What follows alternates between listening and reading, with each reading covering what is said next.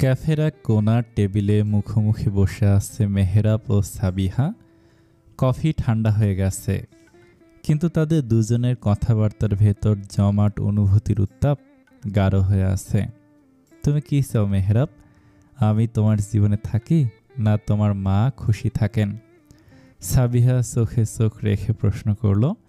মেহরাব ধীরে কিছুটা গাম্ভীর্যের সঙ্গে জবাব দিল, তোমাকে ভালোবাসি সাবিহা, সেটা তোমার চোখে চোখ রেখেই বলতে পারি। কিন্তু মা আমার জীবনের শিকড়, আমি মাকে আঘাত দিয়ে কোনো সুখ পেতে চাই না, আবার তোমাকে হারিয়ে নিঃস্ব হতে চাই না। সাবিহা নীরবে দীর্ঘশ্বাস ছাড়ল। তুমি বুঝতে পারো আমি তোমার জায়গায় কেবল একজন বহিরাগত হয়ে গেছি এখন? মেহরাব নরম গলায় বলল, তুমি বহিরাগত নও, তুমি সেই মানুষ যার স্বপ্ন আমি দেখতাম, কিন্তু বাস্তবতা এত সহজ না। মা একা মানুষ, সারা জীবন আমাকে আগলে রেখেছে, তার অনুভূতিও সত্যি, আর তোমার অভিমান তাও সত্যি। তোমরা দুজনে আমার জন্য গুরুত্বপূর্ণ সাবিহা। সাবিহার চোখ ছলছল করছে, মনে হচ্ছে বিয়ের আগেই তার শাশুড়ি মেহরাবকে তার থেকে কেড়ে নিচ্ছে। তুমি কি তাহলে সবসময় ব্যালেন্স করে যাবে? মেহরাব চোখ নামিয়ে বলে, আমি চাই তুমি বোঝো, এটা ভালোবাসার ভারসাম্য নয়, এটা দায়িত্বের ভারসাম্য। মা আর তোমার মাঝে কোনো তুলনা করি না আমি। মা আমার অতীত, বর্তমান, শিকড়, তুমি আমার ভবিষ্যৎ আশ্রয়। আমি চাই তোমরা দুজনেই থাকো আমার দুই চোখের মতো। সাবিহা শান্ত নরম গলায় বলল, তাহলে আমাকে কখনো একা ফেলে দিও না, চুপ থেকো না। তোমার চুপ থাকাটাই আমাকে সবচেয়ে বেশি কষ্ট দেয় মেহরাব, ভয় হয়। মেহরাব হালকা হাসি দিয়ে সাবিহার হাত ধরল। আমি কথা দিচ্ছি তোমার পাশে থেকেও মাকে ভালোবাসবো, আর মাকে আগলে রেখো, তোমাকে বুঝবো। তুমি শুধু আমায় একটু সময় দাও। সাবিহা হাসল। মেহরাবের হাতটা শক্ত করে চেপে ধরে বলল, তুমি সময় নাও, আমিও চেষ্টা করব মাকে বোঝানোর। সত্যি বলতে আমার খারাপ লাগছে, মায়ের অসুস্থতার সময় চাইনি বলে। ভুলটা আমারও ছিল, আমার বলা উচিত ছিল, তবু যা হবার হয়ে গেছে, এখন আমাদের একসাথে মাকে বোঝাতে হবে। সাবিহা মেহরাবের দিকে ছলছল নয়নে তাকিয়ে আছে।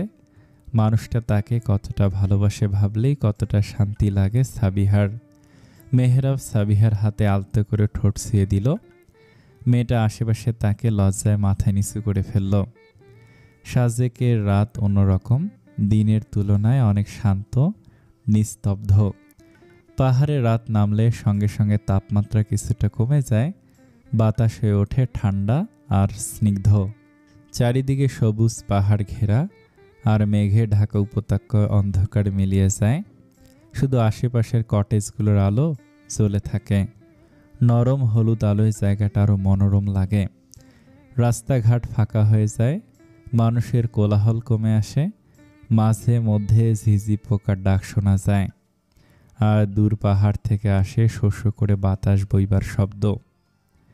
আকাশে মেঘ না থাকলে অনেক তারা দেখা যায়, কখনো চাঁদের আলো ছড়িয়ে পড়ে পাহাড়ের গায়ে। রাতের সাজেকের সবচেয়ে বড় সৌন্দর্য তার নিঃশব্দতা। চারপাশে নিস্তব্ধতা, মাঝে মাঝে পাহাড়ের বুক চিরে ঠান্ডা বাতাসে সে স্পর্শ করে যাচ্ছে অরার গাল। কটেজের সামনে কাঠের চেয়ারে বসে আছে তারা। আগুনের শিখা ধীরে ধীরে নিভে আসছে। আরিশ পাতলা চাদর মেলে দিল অরার গায়ে। ঠান্ডা লাগছে? আস্তে জিজ্ঞেস করলো সে।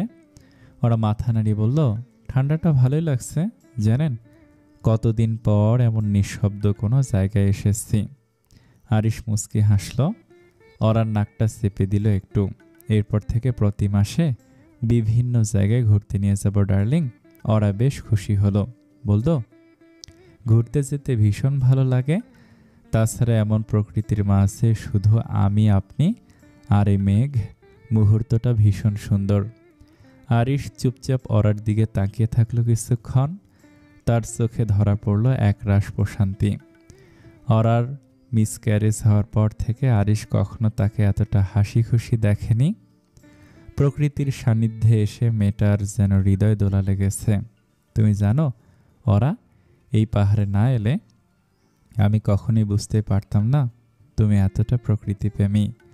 আগে কখনো কেন বলনি ঘুরতে এতটা পছন্দ করো?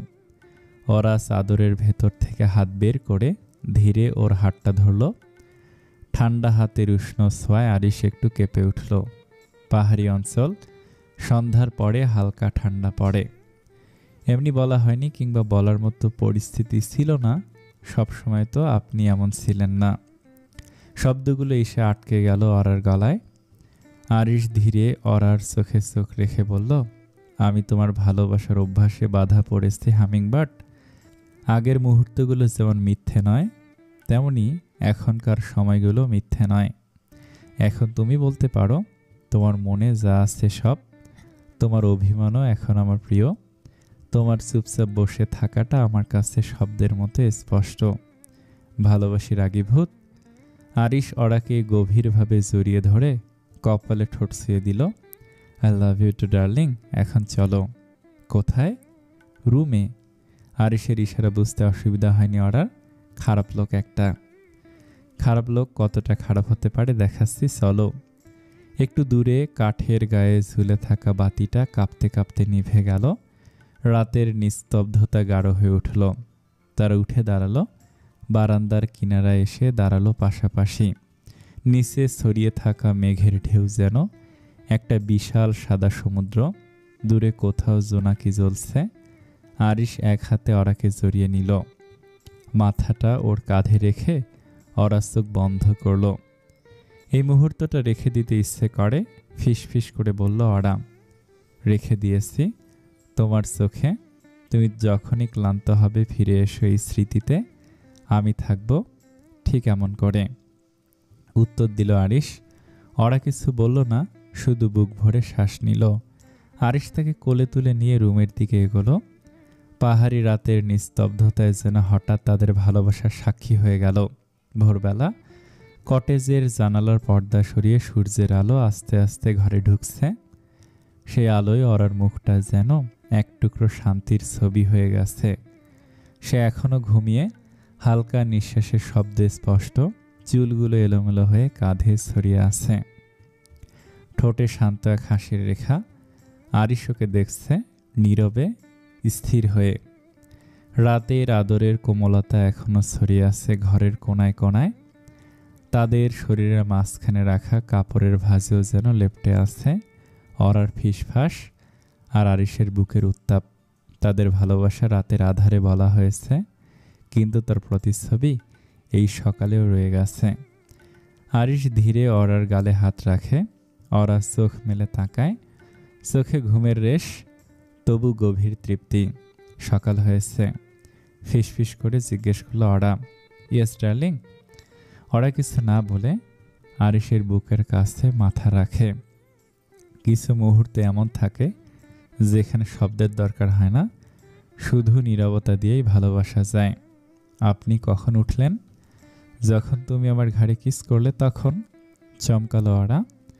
শোয়া থেকে উঠে বসল। বড় বড় চোখ করে তাকালো আরিশের দিকে। আরিশ কনুইতে ভর দিয়ে আধস অবস্থায় আছে। আমি? কখন? এই ঘণ্টাখানেক আগে। আসলেই সঙ্গদোষে লোহা ভাসে। অরা ফিসফিস করে বলল কথাগুলো। আরিশ মুচকি হেসে খুব ক্ষিপ্ত গতিতে অরাকে নিজের পেটের ওপর উঠিয়ে বসালো। অরার বিস্ময় কাটে না। রাতের দৃশ্যগুলো মনে পড়ে যায়। লজ্জায় মাথা নিচু করে ফেলল সে। লোহা যে কতটা ভাসে তা তো গতকাল রাতেই দেখলাম। আগুন জ্বালিয়ে দিতে যতক্ষণ লেগেছিল সে আগুনে জ্বলতে তোমার সময় লাগেনি। উফ অরা তুমি। আরিশ আর কিছু বলার আগেই অরা তার মুখ চেপে ধরে। চুপ, একদম চুপ। বেশি কথা বলেন কেন? থাকুন, ফ্রেশ হয়ে আসছি। অরা তড়িঘড়ি করে সেখান থেকে উঠে প্রায় দৌড়ে ওয়াশরুমের দিকে চলে গেল। আরিশের ঠোঁটের কোণে হাসি, শরীরে অরার ভালোবাসার চিহ্ন। সদ্য গোসল সেরে এসেছে অরা। পরনে তার শুভ্র শাড়ি। খোলা চুল থেকে টপ টপ করে পানি পড়ছে। সে ধীর পায়ে বারান্দার দরজা খুলে দিল। সাজেক এখন মেঘে ঢেকে গেছে। সাদা মেঘ পাহাড়ে ঢেকে রেখেছে। যেন বিশাল তুলোর চাদর। দূরে সূর্য উঠেছে, সেই আলো মেঘের উপর পড়ে রূপালি ঝিলিক ছড়াচ্ছে। খোলা আকাশের নিচে টিপটিপ বৃষ্টির ভেতর দাঁড়িয়ে আছে ওরা। ভেজা শরীর নিয়ে মুখ গুজে রেখেছে আরিশের বুকের ভেতর। চারপাশে নিস্তব্ধতা, কেবল বৃষ্টির শব্দ আর দুই হৃদয়ের স্পন্দন। আকাশের দিকে মুখ তুলে হালকা হাসলো আরিশ। মৃদু গলায় জিজ্ঞেস করলো, বৃষ্টিতে ভিজতে কেমন লাগছে হামিংবার্ড? দারুণ, চোখ বুজে জবাব দিল ওরা, কণ্ঠে একরাশ প্রশান্তি। আমার থেকেও দারুণ, ভুরু কুচকে ফেলল আরিশ। সবকিছুর মধ্যেই যেন তার জেলাসি। ওরা একটু শয়তানি ভঙ্গিতে মুখ তুলে তাকালো আর বলল, হ্যাঁ, আপনার থেকেও অনেক বেশি দারুণ। এক মুহূর্ত সময় না নিয়েই হুট করে ওরাকে কোলে তুলে নিল আরিশ। তারপর একদম ছাদ থেকে নামার জন্য পা বাড়িয়ে দিল। আকস্মিক এমন কাণ্ডে পুরোপুরি হতবাক হয়ে গেল ওরা। আরে থামুন, আমি তো মজা করছিলাম, আপনাকে জ্বালানোর জন্য বলেছিলাম কেবল। আমার কাছে আপনার থেকে দারুণ আর কিছুই নেই। থেমে গেল আরিশ। ঠোঁটের কোণে ফুটে উঠল এক বিশ্বজয়ীর হাসি। ধীরে ধীরে কোল থেকে নামিয়ে দিল ওরাকে। তাহলে ঠিক আছে, বলল সে। ঠিক আছে না? ওরা মুচকি হেসে জিজ্ঞেস করলো। আরিশও হাসল, চোখে ছিল দুষ্টু দীপ্তি। হ্যাঁ, ঠিক আছে।